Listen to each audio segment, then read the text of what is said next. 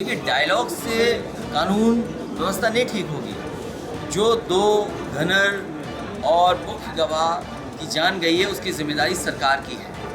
जान बचाने की जिम्मेदारी भी सरकार की है। समाजवादी पार्टी विपक्ष में है। समाजवादी पार्टी का ना एसओ सुनेगा, समाजवादी पार्टी का ना सीओ सुनेगा, समाजवादी पार्टी का ना डीआईजी सुनेगा, वहाँ का जो कमिश्नर है वो थोड़ी समाजवादी पार्टी का सुनेगा। ये जितने नाम मैंने लिए हैं, या डीएम है या प्रशासनिक अधिकारी हैं, उनकी जिम्मेदारी ये बनती है कि जो गवाह है, जिसके पास गनर हैं, उसकी सुरक्षा कैसे की जाए। सुरक्षा का इंतज़ाम करने की भी जिम्मेदारी सरकार की थी। आखिरकार ये घटना कैसे हुई, शूटिंग कैसे हुई, बम कैसे चले, इंटेलिजेंस कहाँ थी सरकार की। सरकार अपनी नाकामी छिपाने के लिए विपक्ष पे बात कर रही है, और उसी में जानबूझ करके 2024 से पहले हिंदू मुस्लिम कैसे हो जाए। आज जाति जनगणना की बात है। जाति जनगणना क्यों नहीं कराना चाहते, आउटसोर्स क्यों नहीं बंद कर रहे हैं, प्राइवेटाइजेशन क्यों नहीं बंद कर रहे हैं। और फिर एक उद्योगपति जिसका 20 लाख करोड़ से ज़्यादा पैसा डूब गया, आखिर किसका पैसा गया है। नमस्कार, मैं हूं राजीव कुमार और इस वक्त हमसे बात करने के लिए आजमगढ़ में आए समाजवादी पार्टी के राष्ट्रीय अध्यक्ष अखिलेश यादव जी हैं। अखिलेश यादव जी, जिस तरीके से आपका सदन में रूप नया देखने को मिला और जिस तरीके से आप वॉकआउट भी कर रहे हैं, विरोध भी कर रहे हैं, मुखर चेहरा, क्या कहना है इस तरीके से?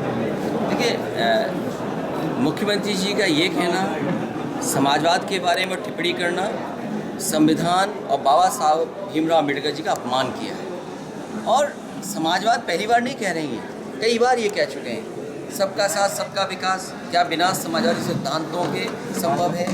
राम राज्य क्या बिना समाजवाद के संभव है। इसलिए जानबूझ करके समाजवादियों को अपमानित करने के लिए, संविधान को ना मानने वाले लोग हैं ये, और बाबा साहब को अपमान करने के लिए जानबूझ करके इस तरह का स्टेटमेंट दिया। तो जो अपराध और अपराध से जुड़े मामले को लेकर मिट्टी में मिलाने की बात करी, उसको लेकर आप क्या कहते हैं? देखिए, डायलॉग से कानून व्यवस्था नहीं ठीक होगी।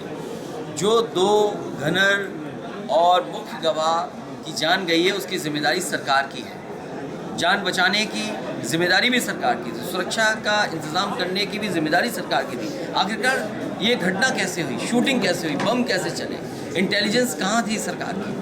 सरकार अपनी नाकामी छिपाने के लिए विपक्ष पे बात कर रही है, और उसी में जानबूझ करके 2024 से पहले हिंदू मुस्लिम कैसे हो जाए, वो रंग कैसे दे दें, उस दिशा में भारतीय जनता पार्टी काम कर रही है। टारगेट कहा जाए या साफ तौर पर निशाना आप ही क्योंकि समाजवादी ही पार्टी इसके पीछे? देखिए, समाजवादी पार्टी विपक्ष में है। समाजवादी पार्टी का ना एसओ सुनेगा, समाजवादी पार्टी का ना सीओ सुनेगा, समाजवादी पार्टी का ना डीआईजी सुनेगा, वहाँ का जो कमिश्नर है वो थोड़ी समाजवादी पार्टी का सुनेगा। ये जितने नाम मैंने लिए हैं, या डीएम है या प्रशासनिक अधिकारी हैं, उनकी जिम्मेदारी ये बनती है कि जो गवाह है, जिसके पास गनर हैं, उसकी सुरक्षा कैसे की जाए। जिम्मेदारी तो उनकी थी, और जब जिम्मेदारी उनकी थी तो सुरक्षा क्यों नहीं दी उन्होंने। जिस तरीके का प्रदेश में माहौल चल रहा है, खासतौर पर अखिलेश जी, एक चीज़ें बहुत सी चल रही हैं जो अभी आपने हाल में सदन में उठाया कि जो पैसे हैं, बढ़ती बजट है, वो खर्च नहीं होगा, उससे विकास कैसे होगा? देखिए, स्वास्थ्य विभाग है, आपका सड़क है, या अन्य महत्वपूर्ण विभाग है जिसमें 25% से लेकर के 30% सरकार पैसा खर्च कर पाई है। अगर इनमें पैसा नहीं खर्च होगा तो जनता के लिए क्या काम हो रहा है। अस्पताल में दवाई नहीं है, अस्पताल में इलाज नहीं है, डॉक्टर नहीं है, शॉर्टेज है, वार्ड बॉय की शॉर्टेज है, नर्सेज की शॉर्टेज है, टेक्नीशियंस की शॉर्टेज है, डॉक्टर्स की, जितने भी मेडिकल कॉलेज हैं उनमें शॉर्टेज है आपके प्रोफेसर्स की, असिस्टेंट प्रोफेसर की, एडिशनल प्रोफेसर्स की। तो मेडिकल कॉलेज कैसे चलेगा, अस्पताल कैसे चलेंगे। एम्बुलेंस को फ़ोन मिलाई, एम्बुलेंस नहीं पहुंचती। आखिरकार कब गरीब को इलाज मिलेगा या दवा मिलेगी।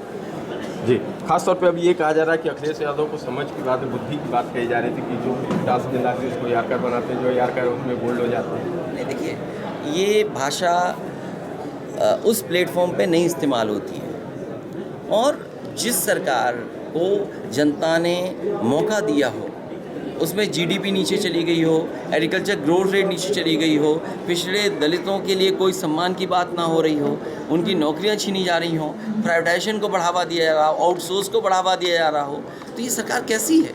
इसीलिए जानबूझ करके बहस बदल जाए, बहस दूसरी दिशा में चली जाए, इसलिए जानबूझ के करते हैं। आज जाति जनगणना की बात है। जाति जनगणना क्यों नहीं कराना चाहते, आउटसोर्स क्यों नहीं बंद कर रहे हैं, प्राइवेटाइजेशन क्यों नहीं बंद कर रहे हैं। और फिर एक उद्योगपति जिसका 20 लाख करोड़ से ज़्यादा पैसा डूब गया, आखिर किसका पैसा गया। LIC का गया, आपकी अपनी संस्था जिसमें जनता का पैसा रखा रहता है, स्टेट बैंक, उसका पैसा चला गया। इसका जवाब क्या है सरकार के पास।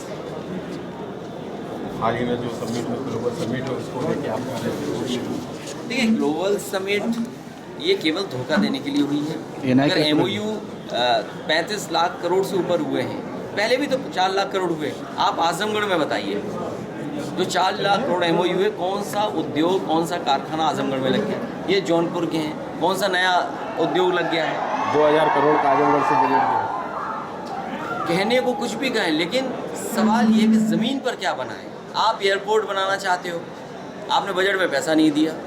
आप किसानों की ज़मीन उद्योग के लिए छीनना चाहते हो, किसान की ज़मीन, लेकिन उसके लिए बजट नहीं है। जो पहले से उद्योग चल रहे हैं वो चला नहीं पा रहे, नकली MOU करा ले रहे हो, तो इससे कौन सा इन्वेस्टमेंट ज़मीन पे आ रहा है? और जो झूठ बोला है उसको सच बनाने के लिए 200 करोड़ रुपए खर्च कर रहे हैं आप।